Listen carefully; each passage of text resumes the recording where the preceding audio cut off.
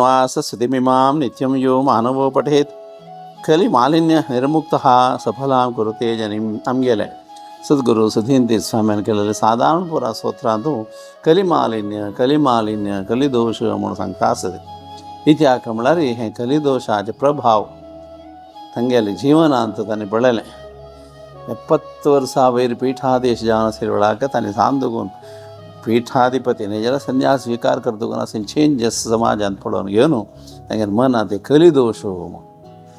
असे त्या करून देवाला मात्र साध्य संबळाल कितें ताणें गेद्दाय सांगचें आमी देवाला सांगच्या सुरू केला कोणा कसं सांगू प्रयोजन ना कली दोष वाडता वता तसलें ते कली दोशांत दूर कर देवा म्हणले खातीर स्वाम्यानी श्रीनिवास स्तुती आमकां ओंदिल्ली इत्या सगळे समाजांत